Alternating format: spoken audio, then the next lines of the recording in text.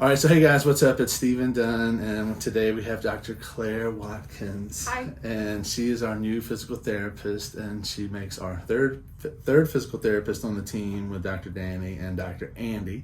And she's kind of taking my place, which is really weird because I now don't have a room because we've done little musical chairs to the rooms, and Danny's taken Andy's old room, Andy's taken my old room, and now Claire is in Danny's room. I know that's a mouthful. Mm-hmm. So with that said, I just want to do a quick video to introduce Dr. Claire, but also get a little bit of her story. And so some of the story will come up in a little bit, and we'll joke and laugh about it, that you're going to all say, oh, I now see why you hired her. But I'm going to let that come up naturally. So with that said, I want to know a little bit. The first question is, why did you become a physical therapist? Okay, so I started first getting interested in PT when I was in high school. I was pretty competitive with cheerleading and gymnastics, and when I was a senior in high school, I was trying out for LSU's cheerleading team. And didn't take long. There it is. Yeah, I ended up doing it for about a year, but in the process, I was very kind of overdoing it. I had a family friend who was a PT, and he helped me through some of those injuries, aches, and pains, and he's really who got me inspired to want to be a physical therapist. And so that was in high school, senior year? Yeah. And then you went to college with the preparation to try to go for PT school. You went to college with that as your goal from day one? Not from day one. I initially started out wanting to be an architect. Okay. But because I don't think I fully realized everything that would entail. Got it. I ended up changing my mind and thinking about how much PT had helped me, and just kind of in my freshman year made that decision. So it didn't set me back too much. Got it. Yeah. Got it. Now, she's already mentioned LSU, and she was a cheerleader, and that doesn't have, I don't care that she was a cheerleader at LSU. I think that's cool. But the fact that she went to LSU, when she wrote that on her resume, whenever she applied for the job, me and Cheryl, who also went to LSU, and basically, I'll tell a quick story with Cheryl. She was going to be on the cheerleading squad, but then decided she wanted to just have a little more fun in school. Claire went the other route. She was on the cheerleading squad for a year, and then decided she wanted to focus on her grades. Yeah. I was like, I'm not going to make a career out of cheerleading. That makes sense. Yeah. That makes a lot of sense. Now, you're originally from Lake Charles, correct? Lake Charles. And then you went to LSU for undergrad. Now, tell us the journey that got you to Austin. So basically, being from Louisiana, I got sick of the hurricanes and Fair enough. decided to pick a place that I had been interested in. So when I was in college, we actually came to Austin and did lots of hiking for one of our spring breaks. And I just really enjoyed the whole experience. Yeah. So I kind of sought out PT school in the Austin area and ended up making that work. So you came here first, and then decided to come to PT school. And then after PT school, I fell in love Stayed. with it further and decided to stay. That's cool. I didn't realize that you had actually come here first and then tried to get into school here versus you got into school here. I knew you went to school here in Austin, but I thought you went to school and stayed instead of I applied came here first. on purpose. Gotcha. That's Yeah. awesome. That Yeah. makes a lot of sense.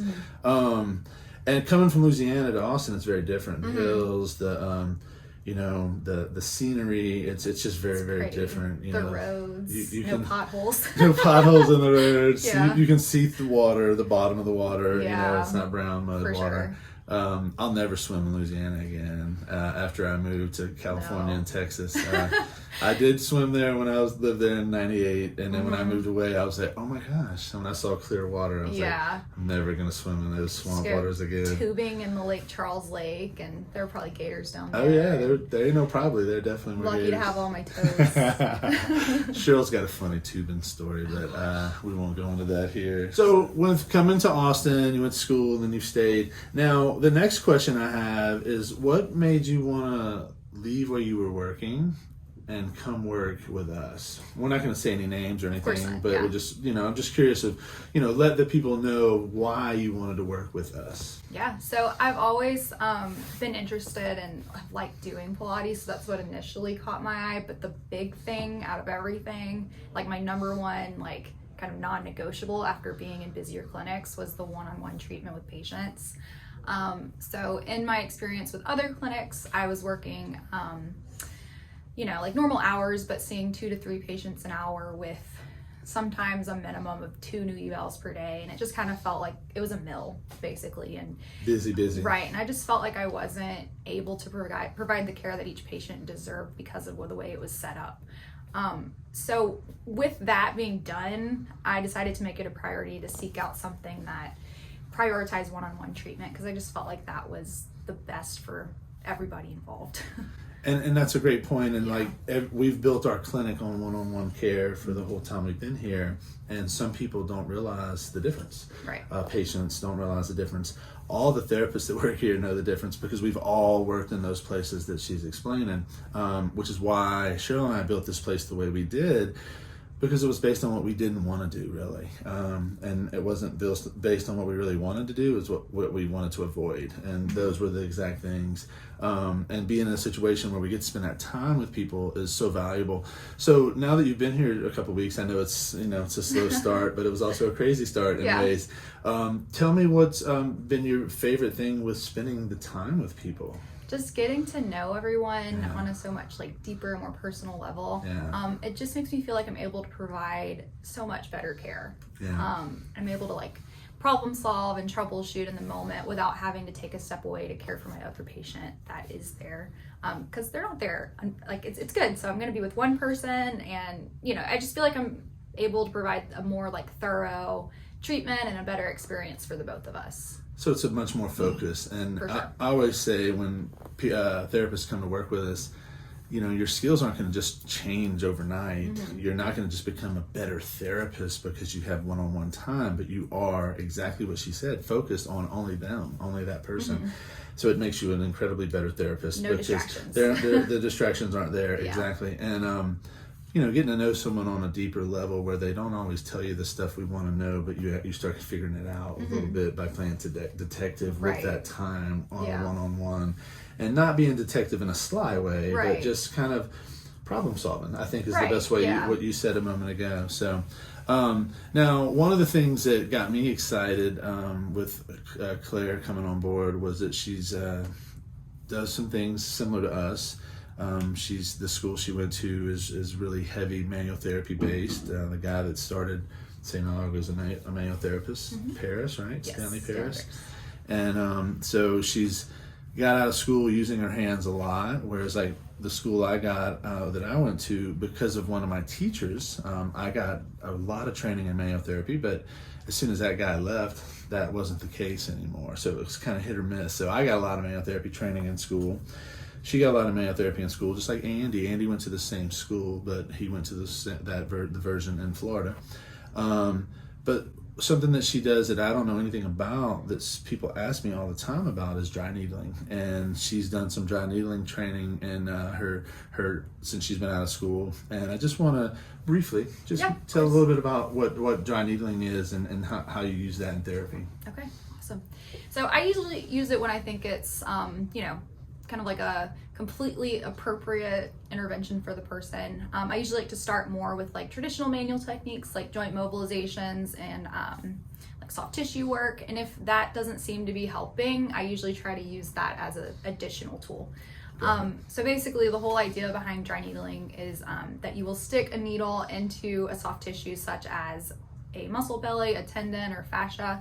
And the whole idea behind it is to help relieve a trigger point, which could commonly be recognized as a knot or a tight spot, usually in the muscle belly, or to basically just create a healing response at the physiological level.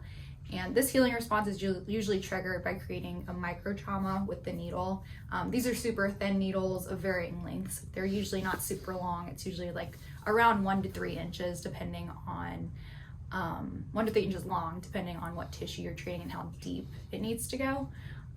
But yes, the needle does create a micro trauma and starts initiating a natural healing response that usually would happen if you had any type of other trauma, like a cut or something like that. So if someone was scared of needles, is it the size of a needle that you would get a shot with from a doctor? It's a little thinner, depending on what size. Yeah, for sure. So, because it's not delivering any medicine, so it doesn't have the hollowness of a needle that you would get it's usually a quick in and out technique. it doesn't take very long depending on, you know, how many areas you're treating and what's going on. But yeah, I'm not injecting anything into anybody. Got it. Yeah. Because I'm afraid of needles. And yeah, and if you are, it wouldn't be something that I would recommend. Got it. Understood. Makes sense. So with that said, I want to again, we're super happy to bring Claire on to the team. It's our first female therapist in quite some time, so I'm excited about that. It brings a totally new energy.